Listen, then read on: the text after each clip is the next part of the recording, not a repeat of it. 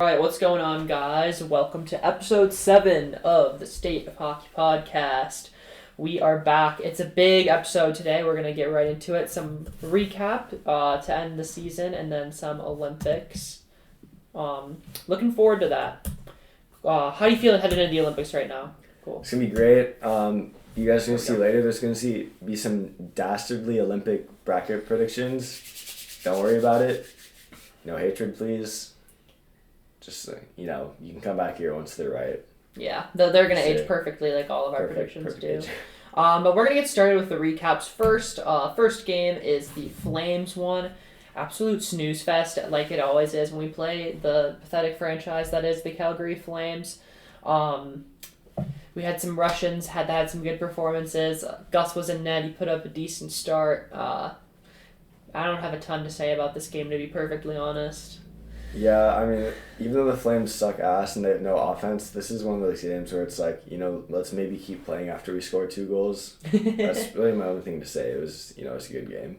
Yeah. Actually, now that when you were talking, I did think of shout out Jake Middleton for that absolute airmail cross ice to Hinostroza. He caught it with his hand. Nice little over the shoulder by Vinny too. Oh, there you go. Very, very impressive.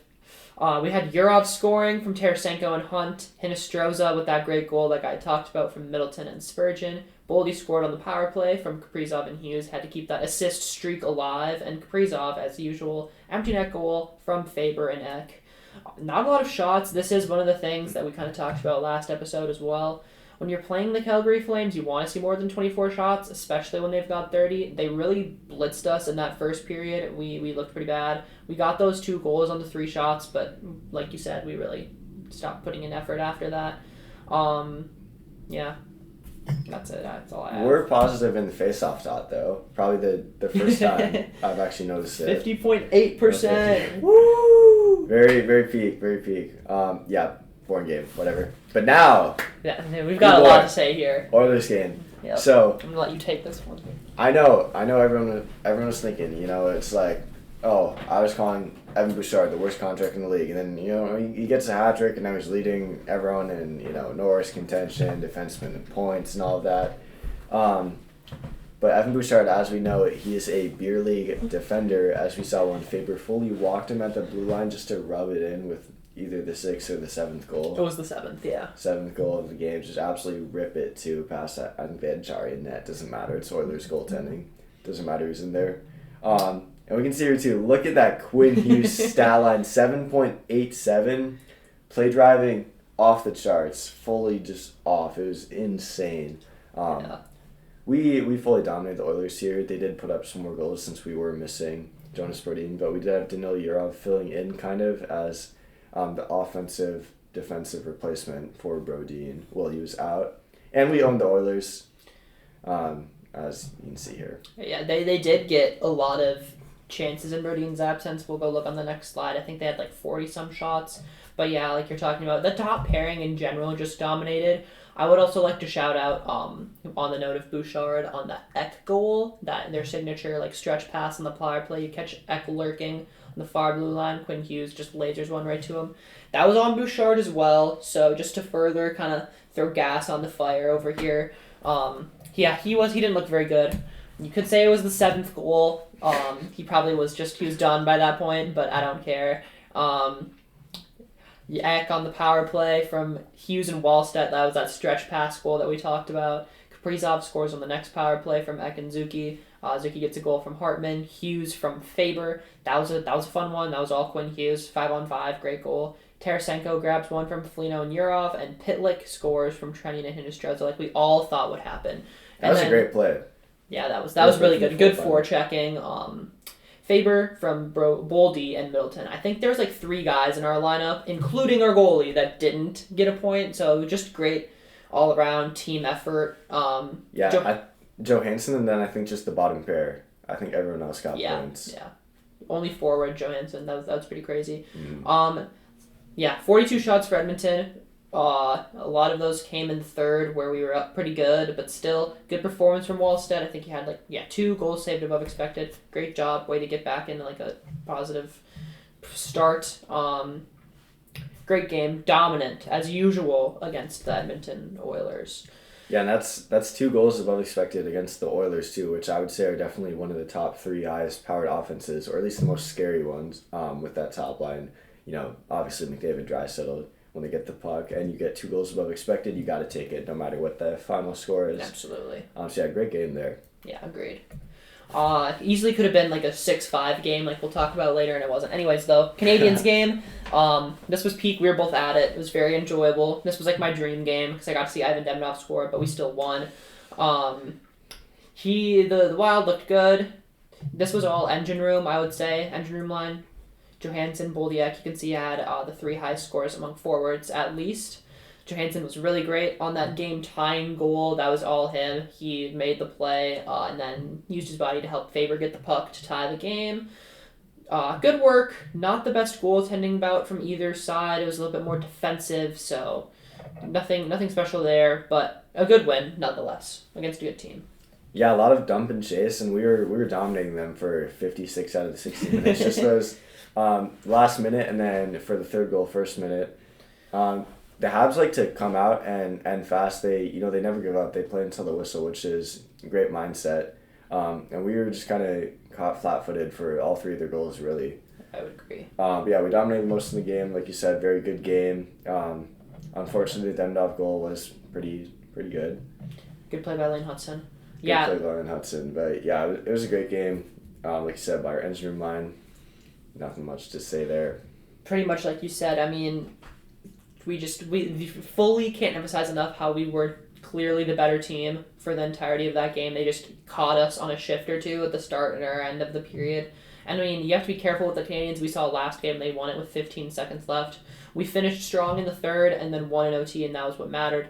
But yeah, defensive battle. The most shots in a period was us in the third with 9, and them in the second tying it as well. Pretty crazy. Ek gets the first goal from Johansson and Boldy. Kaprizov did get 2 as well. The first one from Hughes and Hartman. Faber ties it, like we talked about, from Johansson and Hughes.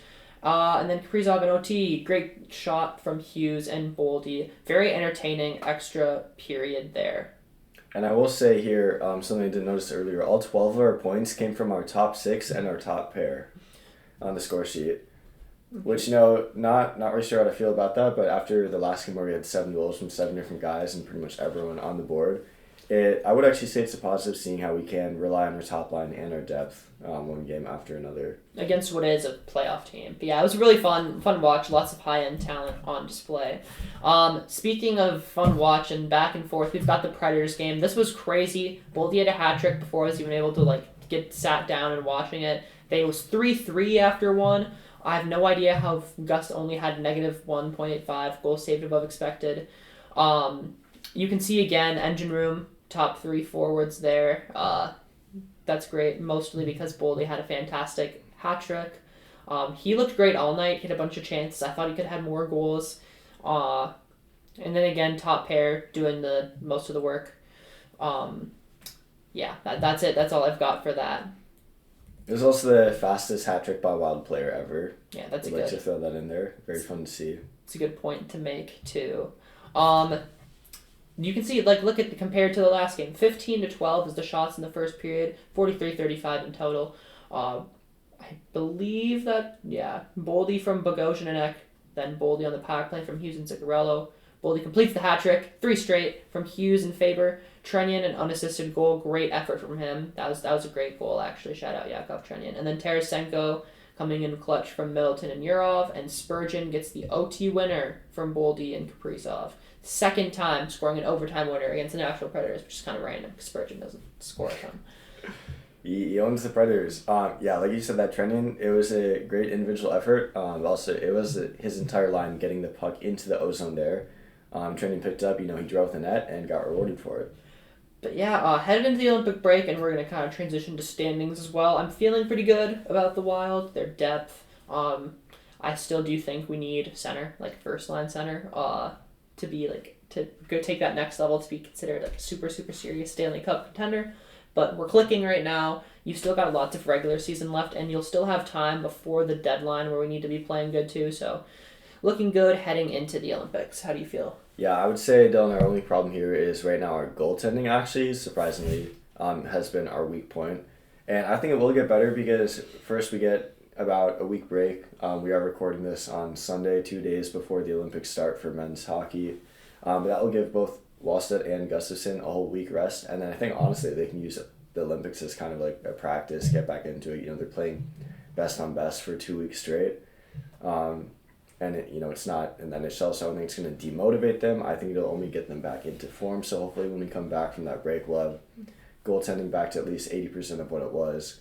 And this is the thing. This is bad goaltending, the worst we've had all season, and it's still like good. It's like top it's still pretty solid. Like there's been some regression like from the early season, but I'm not super concerned. But I do agree if there is a weak point on the team right now, it is the goaltending.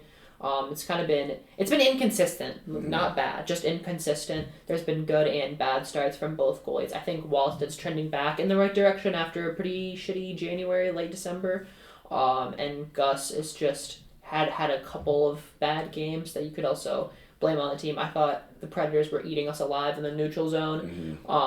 He didn't get a ton of help. The Canadiens game, a little bit more on him. But anyways, Olympic break, that's all behind us now. Let's look at the league standings, or we'll take a look at some individual score leaders first. I love that we have all Wild players highlighted here.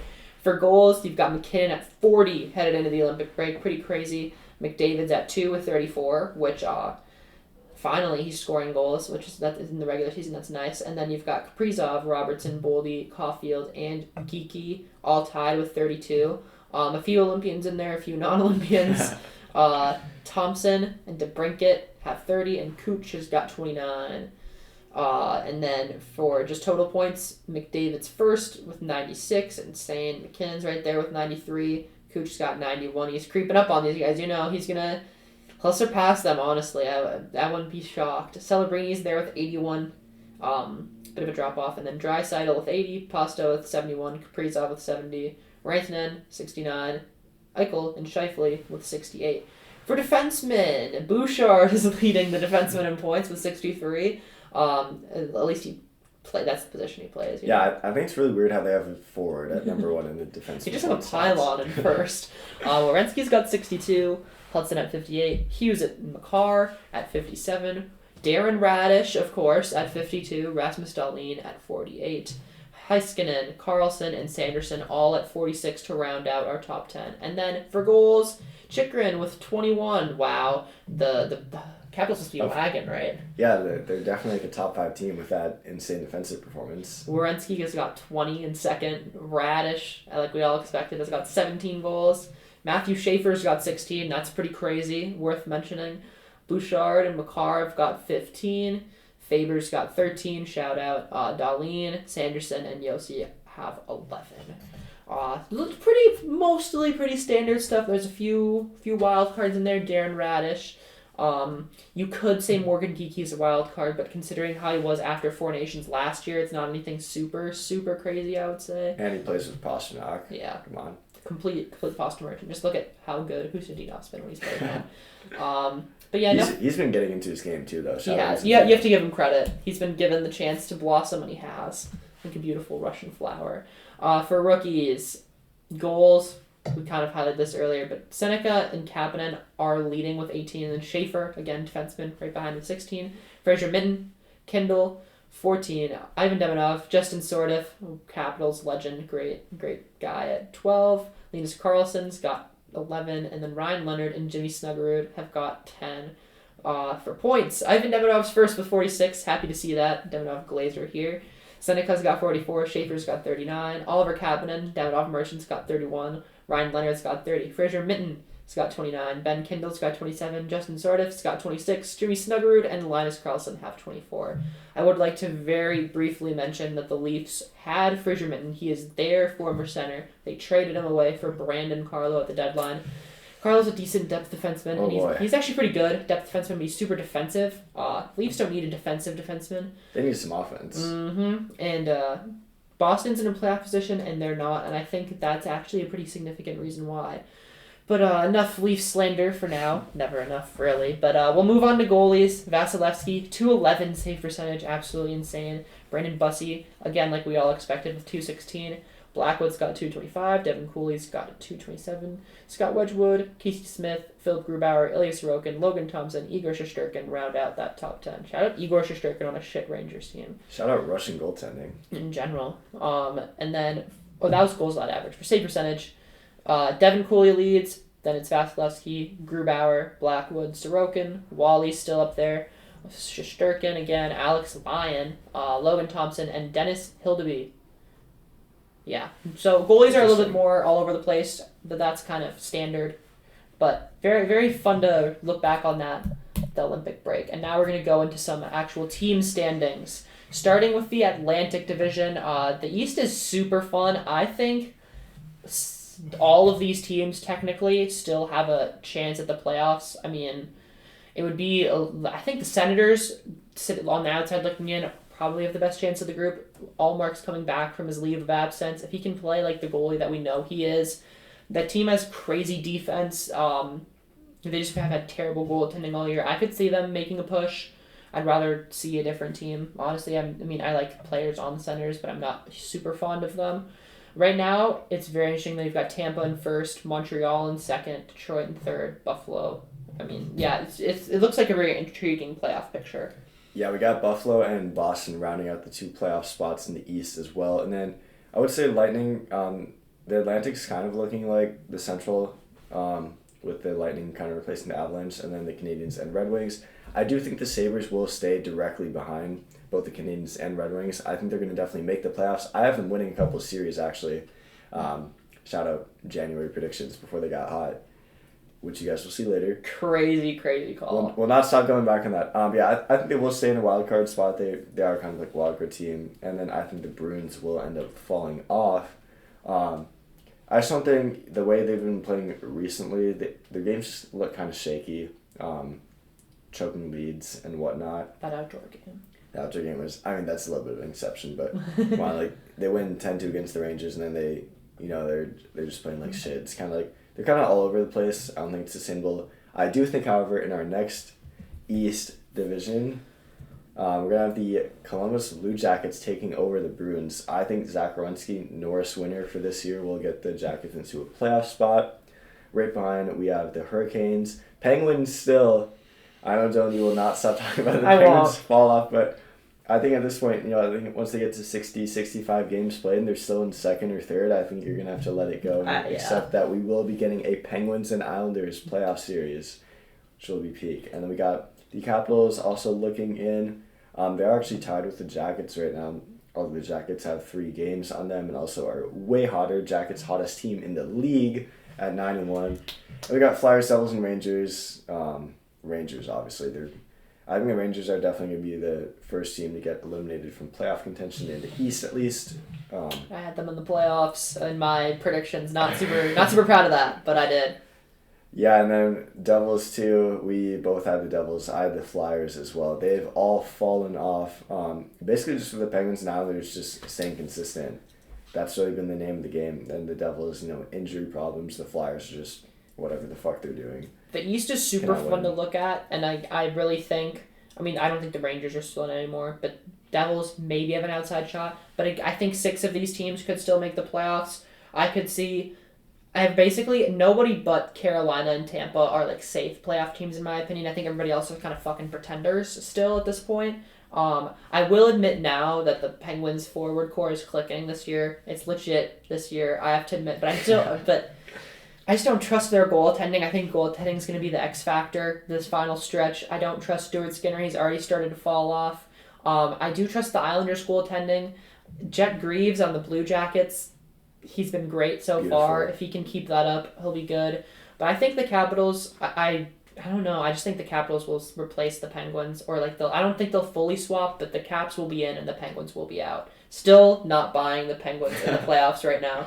But like you said, 10 games from now, post-trade deadline, we'll come back. Maybe I'll admit I was wrong finally. Moving on to the West, though, this is my least favorite division in the league by far. This is just you need to spit after looking at this bullshit. The Ducks in 4th, the only team above 500, legitimately, 30-26. The next best team record-wise is the Sharks, all the way down in 6th. They're 27-28. But overtime loss merchants. galore everywhere. The Kraken have definitely cooled off their overtime loss ways. You can see 6-4 in their last 10, but you've still got a bunch of teams with plenty of overtime losses. LA and Vegas with 14, Edmonton 8, Seattle 9. It's kind of disgusting to look at, actually. Yeah, Knights are also 7-14 in overtime, so they are fully merchants there, and the Kings are also 9-14. We'll get to this later, but the Wild are either 13 or 14-10. So despite having 10 losses, they just go to overtime. They're not merchants like. They're not overtime loss merchants. They're not overtime loss merchants. And then we got the Ducks here. They're playing good hockey.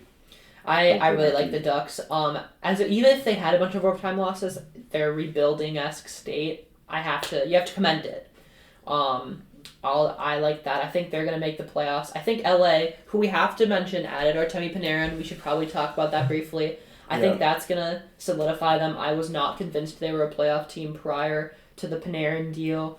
But I think they're going to make it. I would love to see the Sharks make it, but I'm not super confident anymore. However, I am confident that Seattle's going to not make it. I'm still... Seattle's like my Pittsburgh of the West. Yeah, I think we can agree on this one too. I think the Seattle are the biggest pretenders in the whole league, especially with the Kings sneaking back up. The Kings are like, hey, we're not in a playoff spot. We need to get back into third place so we can lose to Edmonton again. Yeah. And Panarin will do that for them. Let's talk about this briefly, though, while we're on this slide. The Panarin trade. The full trade, I believe, was Artemi Panarin to LA for Liam Greentree, a third, and a conditional fourth. How do you feel about that from both sides? Yeah, and that's in 2027 and then 2028, right? That sounds right. Yeah. Rangers, I mean, it was kind of a shitty trade for the Rangers since Panarin had a no move clause, except to the Kings. That's the only place he said he would go. So it's kind of just like, I think it's kind of similar to Nate just leaving the Hurricanes. That was just last year, wasn't it? Yeah. Obviously not the same trade. It's not a 1-for-1 superstar. But it's kind of like the Hurricanes are kind of getting fucked in the way that the Rangers are now. They really had no choice because they have to sell. They're last in the East, but they're not getting much for it. But I think the Kings too, like they're not going to do much with it. I think it was kind of like a bad trade on both ends, and the Kings are just like they just want to get into the playoffs and lose in the first round again. Not against the Oilers, but against anyone. I don't think the Kings are going anywhere, no matter who they trade for at this point. Their core is too old. They had another old guy. I think it's kind of just a weird trade to make. He did get extended to a 2x11, which just shows how much nobody wanted him. Seattle did offer him a 4x14, which is way more money in term than anybody else, and he said no because Seattle's so fraudulent. I think, unfortunately, with the Panarin addition, it takes the Kings from like the 7th to 9th best team in the conference to like the 6th or 7th pretty firmly, and that's just not doing a lot for me. They went from maybe not making the playoffs or losing in a wild card matchup to definitely probably making the playoffs and just losing in a couple of more games to Edmonton or Vegas. The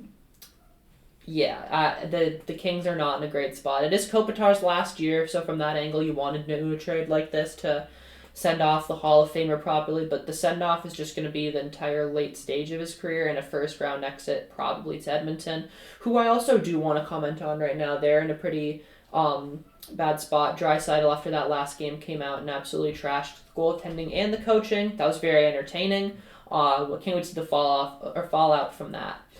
One more anecdote from the Panarin trade. Liam Greentree, the main prospect acquired by the Rangers, last year played on the same OHL team as one of the Protas brothers who is in the Washington Capitals system. They both lit up that league. They had like 2 points per game. This year Protas is playing in the AHL, still dominating, almost a point a game for like the Hershey Bears, I believe. And now Greentree is left alone on that team, and he's barely over a point a game. So just worth noting, kind of a cause for concern. I don't like the trade for the Rangers, but like you said, situation. Kings, I like it for a little more than you do, probably too. Yeah, a little more than the Rangers for sure, but like you said, just kind of a shitty send-off. Yeah. Finally, we've got our division, the Central. You guys should know this by now, as far as standings goes. I was looking, Utah would be like the second best team in the Pacific, which is pretty funny. They would have the most wins in the Pacific, also very funny, tied for the most wins. I'm really liking their chances right now. They are in a wild card spot. I think it's going to stay in this exact order for the rest of the season. Olympics and injuries, that is a factor that could change stuff, but if we can be lucky, which I hope we can, I would see it being exactly like this. Maybe Winnipeg over Chicago, but who gives a fuck about those teams right now? Hopefully we can have the home ice advantage over Dallas. That'd be nice. But the Central, probably the least to say as far as standings goes.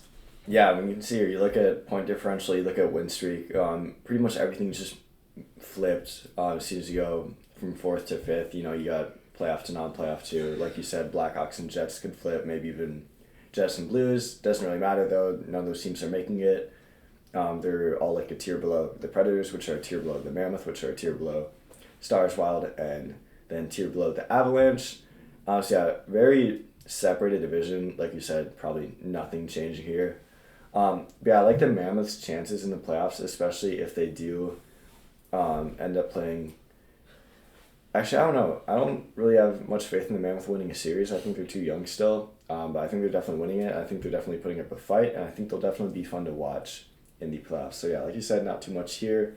Home ice advantage would be nice. I think if we can start at home against the Stars, who do have a very loud, very hard to play in arena come playoff time. I think we can start at least maybe even win the first 2 games. That'd be great, and probably win the series right there off of those 2 games. So I think home ice advantage will definitely be good there. We are catching up to the Avalanche, it looks like, but they do have 3 games on us, so I don't think we'll take them over. They've been kind of being pretty hard. Meh, probably like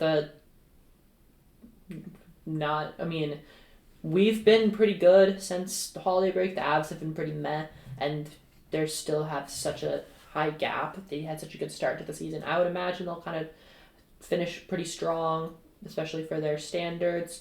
But they're not on the greatest regular season of all time pace necessarily anymore, which is fine. I don't think they really care. They're more worried about the playoffs. But like you said, Utah, I think they'll be really fun to watch in the playoffs. I think they'll have a bunch of high-scoring affairs, but their team isn't ready for playoff hockey yet. They don't have the experience. The roster isn't fully built for it yet either. But I really hope they make it. That would make for a fun series. For sure.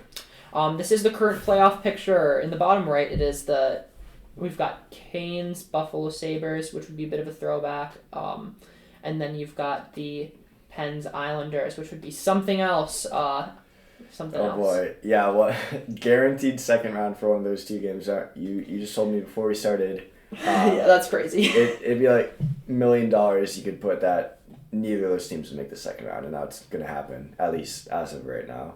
Yeah. And yeah, Habs and Wings will be great to watch. Lightning and Bruins will also be a great series to watch. East is looking quite fun. Actually, compared to the West, it's kind of more the same. The East is now the division switching up, or conference, sorry, and then the West is kind of the same. But we do have Mammoth and Ducks in here for new teams. Kraken will fall off 100%. So yeah, West is just more of the same. I do think there are going to be some different winners this time. Wild over Stars is bound to happen. I fully believe it. Yeah, like you said, you can discount the Kraken. Even if they do make it, which again, we don't think they will, they're going to lose in the first round no matter what. Probably the most mediocre franchise in the entire NHL. As of right now, like roster building.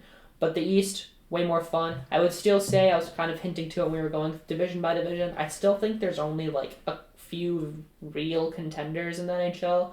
I don't think the Pacific has any. They're kind of a mess. I would say the big 3 in the Central, and then Carolina and Tampa are the only like real teams. And 4 of those 5 teams probably still need to make a move at the deadline, but those are the only teams I can see winning a Stanley Cup as of right now.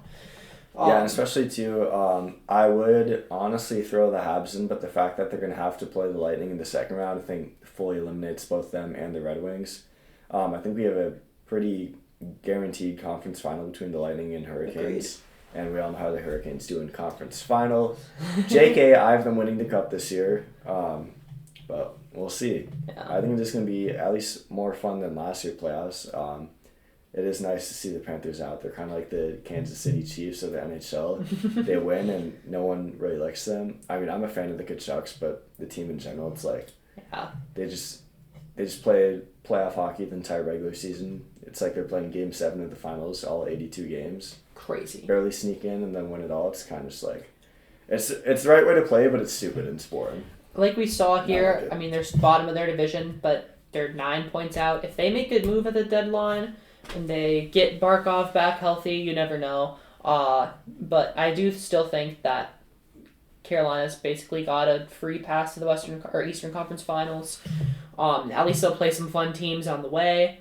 Top half of that bracket, the Atlantic portion, is far more entertaining. Yeah, it'll be a good playoffs, I think, regardless of what happens.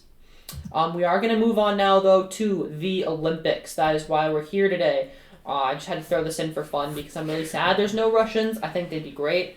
Just imagine Vasilevsky, Shesterkin, Sorokin, goalies. Two of the three best wingers in the league in Kuch and Kaprizov. You've got Ovechkin, Last Dance, Malkin, maybe Last Dance too. That'd be really fun, but we're not going to talk anymore about the Russians today. We've got a lot of more teams to talk about. We've got our groups here. Let's see. We'll look at this real quick. I don't want to spoil Cole's predictions. Don't look, guys. But Group A is Switzerland, France, Czechia, and Canada. Group B is Finland, Sweden, Slovakia, and Italy. Group C, Mickey Mouse group for the U.S. They've got Latvia, Germany, and Denmark. We'll keep it on this slide now so we don't have to do a deep dive into the predictions yet. We'll go roster by roster, one player or one at a time. We'll start alphabetically with Canada. Yeah, so Canada, nothing much to say here. It's a pretty standard Canada roster. I'm looking through it now. Nice to see Tom Wilsonen. He's been the best player on the Capitals for the last 2 years. Nice to see him getting a shout in Team Canada here. We have definitely going to see a Cale Makar and Devin Taves pairing on the blue line. And then I think we actually have, I think we posted this here, we have Macklin Celebrini playing on top line with Connor McDavid and Mitch Marner. That'd be awesome. Be insane. I think it's actually true. I think this was posted a couple days ago. That was an NHL, yeah. That was an NHL.com post. This would be great. And then Crosby and McKinnon on the second line. I believe, off the top of my head, I think they're playing with Reinhart. Reinhart, yes.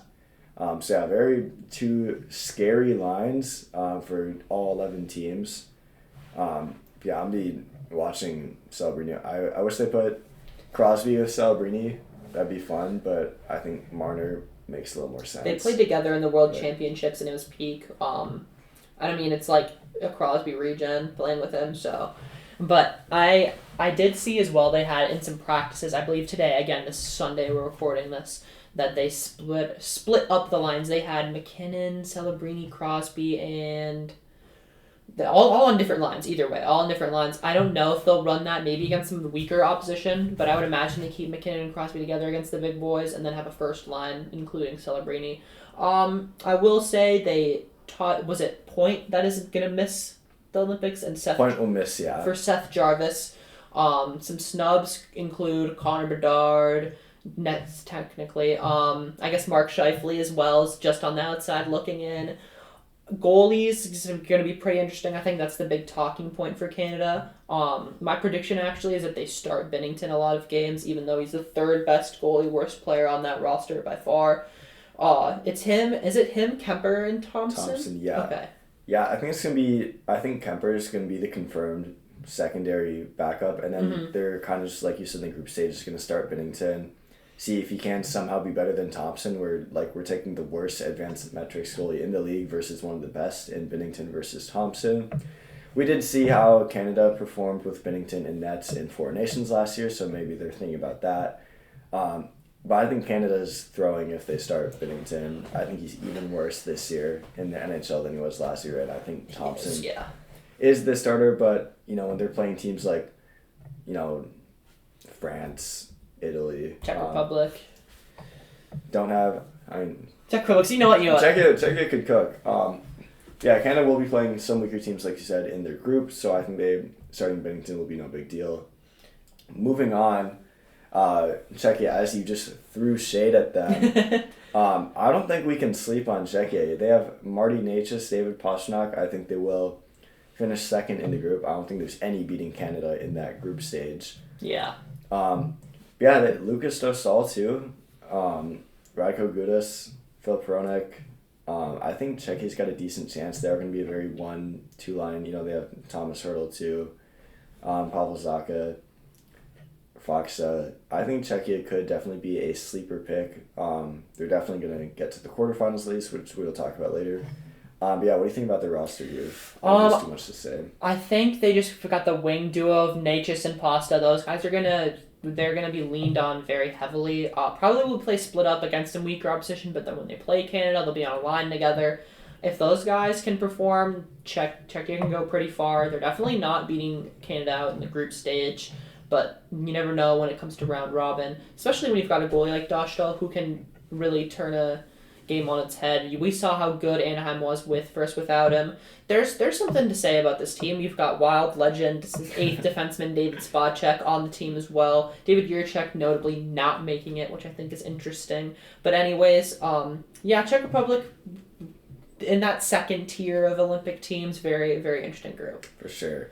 Moving on to Denmark, they're one of the Mickey Mouse teams, in my opinion, especially with Frederik Andersen playing the way he has this season, not doing much. They basically just have Bjorkstrand, Ehlers, Lars Eller. That's about it for actual talent. Then they have some AHL kind of like swing 13th forwards, bottom line guys. Not a single starting NHL defenseman. Yeah. Which is not going to help the goaltending situation. So yeah, not too much to say about Denmark. Denmark, I mean, Ehlers could take over a game against a like a Germany or an Italy or France. Bjorkstrand as well. Like, they could beat some of the worst teams, but I'd be very shocked if they did anything come round robin. Who do we have next? Finland. Finland is gonna cook, in my opinion. They got talent here. They got a full NHL roster front to bottom. Besides one defenseman, Mikko Lehtinen. Shout out, bro. Finland Hockey League legend. Obviously, we have Sebastian Aho, Mikhail Granlund, Erik Haula, Wild legends. We'd still see the 2010s Wild team in this Finland. That's what they used to say. A lot of stars here too now. Oliver Kapanen, like we talked about earlier, leading some stats there. Then we got Miro Heiskanen, which is he's gonna have to do a lot of carrying. Nico Mikkola, Esa Lindell, Olli Mata. Solid group. Solid defensively. Solid. Solid forward core, I would say. Good. It's not me like super. I was gonna have to cook. And Rantanen. And Hintz and Rantanen. I don't know why I even skipped over Rantanen. The biggest name here on Team Finland for sure. Team Dallas basically. Team Minnesota. Team Stars. North Stars. Dallas Stars, Minnesota Wild. The goaltending, UC Saros is really gonna have to play like his prime self I feel like really contend for gold. But these guys I would comfortably put as my 4th best roster. I think they're at least playing for a medal game for sure. Yeah.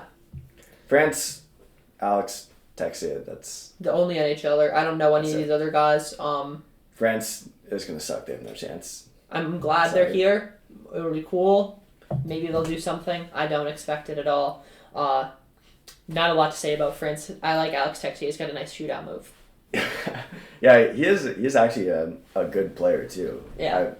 Pierre-Edouard Bellemare, former Canadians. I know he's an former NHLer, but yeah, they got. If we're talking Pierre-Edouard Bellemare, I mean, holy shit. Yeah, France basically they just got a pat on the back invitation from Italy, like come suck with us, so we don't look like the clear worst team in the league. But more teams is nice. Germany, Leon Draisaitl, JJ Peterka, Mo Seider, Nico Sturm, Tim Stützle. They got some talent. Philip Grubauer, too, if he can play the way he has been playing this regular season. Don't sleep on Germany. That's all I'm going to say. I love it. I actually agree. Of the NHLers they have, they're extremely talented. That's 2 lines right there. I mean, you're probably going to have to throw some like lower-level guy on the second line, but split up Stützle and Draisaitl, you'll cook. These guys are going to beat up on some of the lower-level teams, and I think they could surprise a little bit. Germany's going to eat. Mo Seider's going to play 35 minutes every night. It's going to be fun to see. Grubauer, do something. Better play at that 9-16 level that you've somehow found this season if you want them. My Vesna pick. Team Italy, even worse than France. At least he didn't know any names on it. Not a single current NHL player. I do not know any of these guys. Italy's got to have like 1 in 50,000 odds. Yeah. To, I don't know, yeah. medal. I don't like it either. Nothing to say there. We don't know any of them.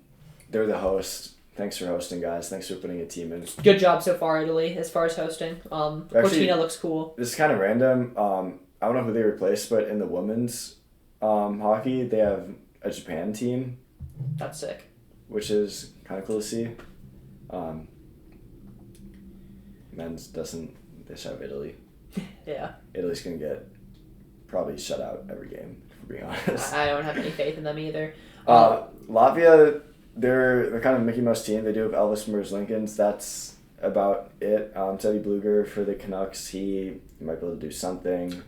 They're definitely a tier above France and Italy just because they do actually have NHL talent in there. She loves too. I would also like to shout out very briefly, sorry to interrupt, Albert Smits on the defense corps. He's projected to be a lottery pick in this draft, so that'll be fun to watch. That'll be fun. Next gen.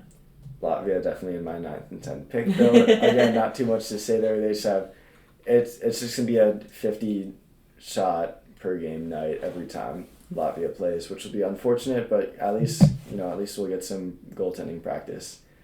Slovakia, they got Slavkovsky, Simon Nemec, Pavel Regenda.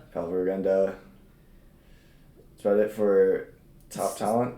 Another team that's going to be like, definitely probably my 9th or 8th team. Slovakia, I don't really see them doing too much. I think the group, they might be able to win a game in the group. I think they're in that Canada group, group 1 with. Yeah, they're in Group B with Sweden, Finland, and Italy. So they will be Italy. Yeah, that'll be for sure. They will get absolutely destroyed by Sweden and Finland, but they're not the worst team in their group, so that's something to say for sure. I'd also like to shout out Wild goalie Samuel Hlavage. I don't know if I'm butchering that name or not, but he's like their AHL goalie. He's all right. Shout out, bro. If the 2022 boys perform, so Nemec and Slavkovsky, if they can perform, which I think Slav was actually really great at some international tournament, like professionally, I forget which one, they could steal a game. I'm actually gonna my upset. I'm gonna say they beat Finland in the groups. Ooh. In a group game. Why not? Just low stakes. If my prediction's wrong, I mean, of course it was. They don't have as nearly good of a roster, but I like Slav and I like Nemec, and they could maybe cook if our Wild goalie does something. But anyways. Team Sweden. Whoops. Yeah, I have Sweden getting grouped because they're not starting Marcus Johansson. I'm kidding. I think Johansson definitely needs a shout. I think he... Honestly, looking it out, Sweden is definitely the deepest team. They have 4 full lines. They have extra forwards of guys of depth. They have so much... Pontus Holmberg, maybe, I don't know, maybe. Crazy addition. Minnesota Wild, Gustafsson, Jesper Wallstedt, Brodin would be in here too, Jonas Brodin if he wasn't injured. Same Joel Eriksson, Leo Carlson. Rip. That is the thing here, with Brodin and Carlson being injured, we're going to do a little bit of foreshadowing for my predictions. I have Sweden not doing as good because I think that is some of their highest end talent, and I think missing that, they're going to be a strictly depth team with no I think despite being the deepest team, they're going to have the 5th or even 6th best top line and top pairing, if that makes sense, because there's just a whole lot of depth. They're down the middle. Their center depth is honestly not that crazy. I mean, you've got Elias Pettersson, who has a high name brand value, but he hasn't been very good for a bit. You do have Ek, so shout out Ek. I can't disrespect him. But without Leo Carlson, you also got Mika Zibanejad.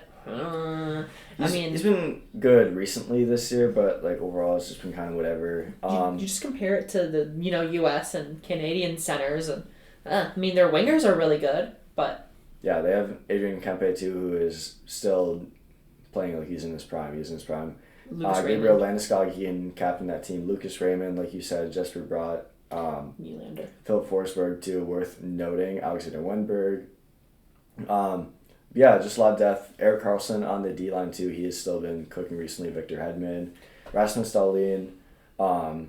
I'm gonna retract my earlier statement about top D pairing just because Rasmus Dahlin will put them in the top 4 spot for top D pairing because he's like that. He's legit, man. I imagine we're gonna see him and Rasmus Anderson as their top pair. I'm actually not sure if they're the same hand. If they are, they're not gonna start probably, but if they're opposite hands, I could see that for sure. Otherwise, maybe Hedman. Hedman's still really good, I feel like. Yeah. I mean, Carlson's kind of washed, but he's not bad, and they probably respect him a lot. But they've got a good top 4 regardless, even without Brodeen, in my opinion. But, yeah, Sweden's a very interesting roster. Yeah, they're going to be my most fun team to watch just because they're talented. Wild card. Emphasis on wild. Switzerland, Nino Niederreiter, Pia Suter, Nico Hischier, Kevin Fiala, more wild legends. That's flag bearer Nino Niederreiter to you, by the way. The GOAT. Roman Yossi on the DN, JJ Moser, who are kind of cooking. That's going to be a pretty nasty top pairing, actually. Akira Schmid's going to have to cook in goaltending. I don't see Switzerland winning many games if they don't get good goaltending from Schmid because he's going to have to cook since they really only have a couple lines of talent there. Switzerland is, as we're seeing in this common trend, they're going to be a very top 6, top 4 reliant team. But I think they could definitely win some games, maybe get out of the quarterfinals. It'll be kind of fun to see. I'm super excited about the Swiss team. Yeah, I really like the NHLers that do have kind of similar to Germany. Fiala, Hischier, I think they're all going to be great. I think Timo Meier will kind of turn back the clock a little bit. Philip Kurashev too. And then you've got Yossi on defense and Moser. You know, that's pretty good. The high-end talent, I think, could really help. And like you said, good goaltending from Akira Schmid. That'll be the X factor. Moving on to the most controversial roster and the last, but probably not least, U.S. I know we got some stuff to say here about some snubs. Obviously, Cole Caulfield, Jason Robertson. Why are they not in? Bill Guerin doesn't like their game. He doesn't like their style. Doesn't like how short they are. Doesn't like how short they are. I know you can relate. Random USA stray. Yeah, it's kind of weird because they are. I don't know. The U.S. looks like Bill Guerin's trying to put together kind of like a more physical game like they were in Four Nations. And I think you could benefit from at least Robertson for that since he's a very good net front, tip-in, score, power play, guaranteed goal type of guy. So yeah, it's kind of just weird to see. I mean, the roster makes sense. Like, they have a lot of good guys, but you could definitely throw in other picks there. I think the DN for sure. I think the Wild have the best D core. You have the Faber and Hughes line, similar to the Taves and McCarr line. You got Jackson Lacombe, Charlie McAvoy, Jake Sanderson, Jacob Slavin, Zach Werenski. Just insane top 6 there. No Hannafin. And I did say Jackson Lacombe, but him and Hannafin are probably going to be their 7th and 8th picks, assuming I counted right, which I did. And then definitely the best goaltending. We have Hellbuck, Ottinger, and Swayman. Besides Russia, but they're not in, so it doesn't matter. Sweden's comfortably second in my opinion. I have a lot to say about the choices too. Yeah, who do you swap out for forwards there? Just probably. I don't think I would send Trocheck, future Wild player, to the Olympics. And in the actual lineup itself, let's look through this here. Like Clayton Keller, I would put He doesn't have that experience yet. I'll play devil's advocate here for Bill Guerin. I see the angle. I see the more physical thing. I don't think we out-talent Canada. I mean, defense and goalie, sure, we've got them beat there. But forward core, million miles, Canada by 1,000. Regardless if we bring our best lineup or not. Caulfield, DeBrincat, some of those guys that got snubbed for elite goal scorers. If you're not going to play them top 6, I don't know how effective they are. Caulfield and DeBrincat aren't necessarily black holes defensively. They have that perception maybe, especially amongst GMs, I guess, but they're really not. but they're not going to be as productive if they're playing bottom 6. So I can see that. But Jason Robertson is inexcusable. He is so good as a Wild fan, which it hurts to say he's so good. He's been like... Him and Kirill Kaprizov's careers have been very similar. They were battling for Rookie of the Year. I've always been watching him. They always seem to finish close to each other on the scoring. When they have down years, it's at the same time. He should be on this team. He would add such a presence. He's big. Just because he doesn't play physically doesn't mean he's not effective. I don't get that one at all. I don't excuse that. And then on the back end, honestly, I think Adam Fox is injured now. Yeah, I was going to mention Adam Fox too, but I believe, like you said, he would be in there if he was healthy, which seems like he's not. They do have Jacob Slavin, but I think he is going to be coming back for the Olympics. Yeah, he's coming back. So we'll see him for sure. But yeah, like you said, Robertson, 100%. He is oftentimes the best player on that Dallas Stars team, which is a consensus top 5, top 6 team in the league. You have to put him in there, and they don't really have. They have like maybe one Jason Robertson mirror player there, but they could definitely use, since they are playing more slow, more physical, that is, Robertson, he's not fast. He's not trying to be fast. That's not his game. Yeah, I mean, I don't, like you said here, the vision actually makes sense. It's kind of like with their current puzzle of players here, you don't really see who you fit Robertson into. Yeah, in terms of pure talent, you throw him in there just because he is Jason Robertson. You have to put him in there. I agree fully. But we're gonna go into our predictions. Coley, we're gonna let you start real quick. Again, the groups are: Group A is Switzerland, France, Czech Republic, and Canada. Group B, Sweden, Finland, Slovakia, Italy. Group C, Denmark, Germany, Latvia, U.S. Thank you again, IHF, for that Mickey Mouse group. I believe how it works is that the top 4, the teams with best 4 records in round robin, automatically advance to the quarterfinals, and then teams seeded 5 through 12 do like a playoff against each other, and then from there, lowest seed plays highest in the quarters. Pretty simple. Should be really fun. Yeah, so to go deeper on what you said there, this is what I'm 95% sure on. I could not actually find full list of standings. I found like the game schedule and it said like qualification matchup. But it didn't give me, I could not find a bracket or a bracket template for my life, so I made one myself, not just the teams, the actual like bracket format. Like you said, top 4. So before we get into my bracket, everyone knows it's going to be like Canada, Sweden, Finland, US. US beats Sweden, Canada beats Finland, Canada beats US, Canada wins gold, blah, blah, blah. Cookie cutter template. We're going to have some fun here with these picks. And one more thing before I get to that. So we'll take Canada's 1, US's 2. Then we got the 3 and the 4. And it will be the worst of the winners from 5 through 12 playing Canada, replacing that 8 seed. So that's why I have here Switzerland, which I think will be my worst team to make it in, or lowest seeded at least. So that's kind of to make sense of the bracket here. And then you have 9, 10, 11, 12, just like to the left of those other games here. Fun. So now to defend my interesting predictions, we'll start with the obvious. Canada beats Switzerland, And Switzerland is like, what seed are they for you? They'll be the 8th seed. Okay, that makes sense. And then we'll have Slovakia losing to US, so Slovakia being the 7th seed. Then we have Czechia as the 6th seed, beating Sweden. Ooh. Sweden gets quarterfinal by Czechia. Very bold. I like it. And these predictions, I honestly do believe it is going to be a Canada, US, Sweden, Finland. Canada winning, Sweden winning 3rd, cookie cutter template. I think that is just how the teams are. But these are kind of like very similar 99% accuracy timeline change predictions. I just wanted to have a little bit of fun, just some what ifs. I respect it. So I'm saying in this world, the Czechia top 6 overpowers Sweden, and the bottom 6 is able to hang on since Sweden doesn't have that top end talent.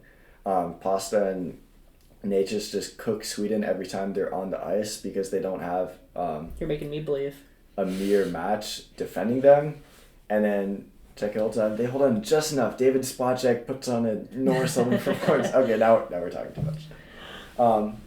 And another one here, so Germany actually places 4th here with Finland getting in from the groups. Because if we look at it with this format, it's going to be one team from each group and then the next best team.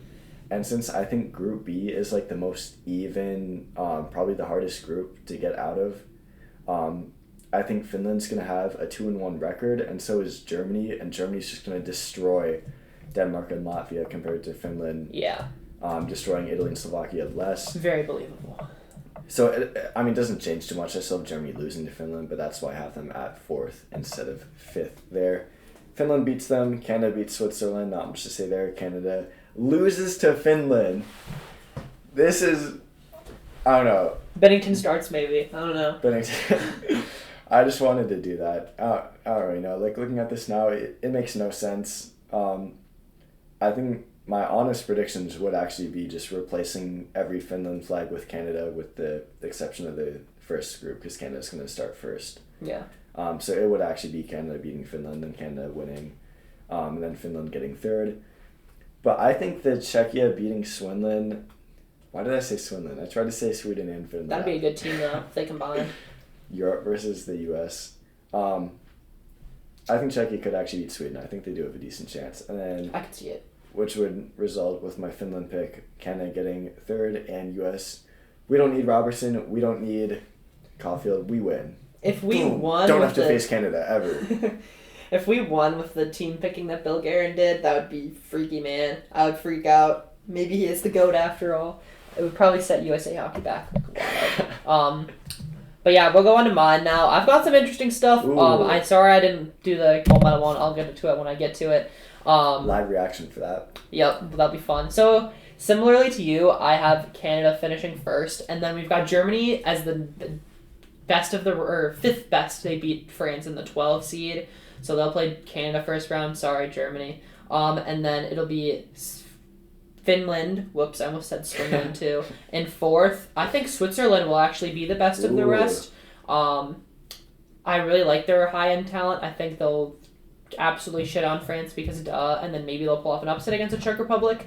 We'll have them in, I don't know what place that is, but either way they make it, and they beat Finland, so that's pretty fun.